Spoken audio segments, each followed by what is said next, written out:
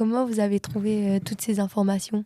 Alors ces informations, je les tiens pas, moi j'en ai pas trouvé personnellement. En fait, c'est beaucoup d'informations qui ont été recherchées par, une partie de ma famille, donc notamment ma mère qui a fait un travail, certains oncles et tantes aussi qui ont, cherché cette documentation et on a eu la chance de retomber aussi sur un certain nombre de lettres.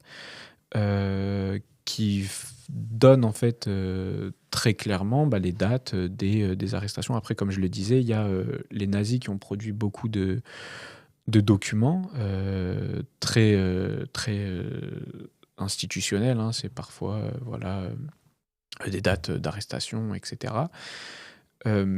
Mais j'ai aussi eu la chance quelque part de, donc comme je le disais, trouver des lettres, d'une partie de ma famille qui est tombée sur des correspondances qui pouvait y avoir entre, les frères et sœurs de mon arrière-grand-père et mon arrière-grand-mère qui, elle, était restée à Paris.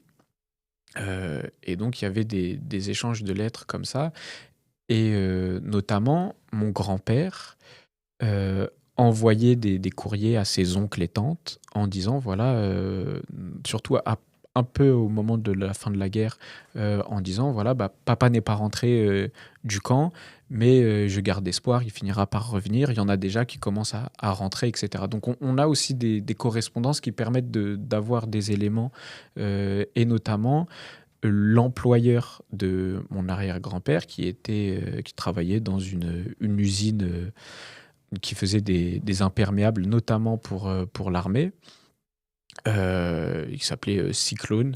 Et ben, l'entreprise Cyclone a fait un courrier au préfet en demandant la libération de mon arrière-grand-père qui avait été arrêté 2 jours auparavant par la police française.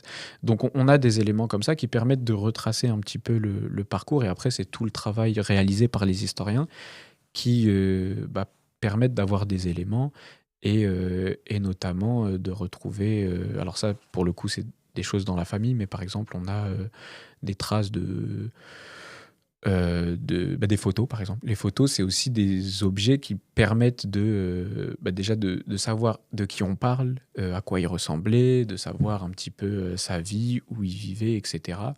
Et la chance qu'on a eue dans ma famille, c'est que j'ai un l'oncle ou un cousin éloigné qui a retrouvé une caisse dans laquelle il y avait plein de photos de son père, de sa mère, de ses oncles et tantes. Et parmi ses oncles et tantes, bah, en fait, il y a mon arrière-grand-père. Donc il y a plein de photos comme ça qu'on a pu retrouver et qui sont des objets extrêmement précieux quand on parle de choses que les nazis ont tenté d'éradiquer, en fait. Parce qu'il y a aussi, dans la Shoah, c'est pas seulement des vies qu'on a détruites, c'est pas seulement des gens qui ont été tués, c'est aussi des histoires et des familles entières qui ont été complètement effacées de l'histoire, avec notamment bah, tout un tas de documents, de familles, etc. et des photos qui ont été brûlées, parce que l'idée c'était d'effacer complètement ces traces-là et ces mémoires-là.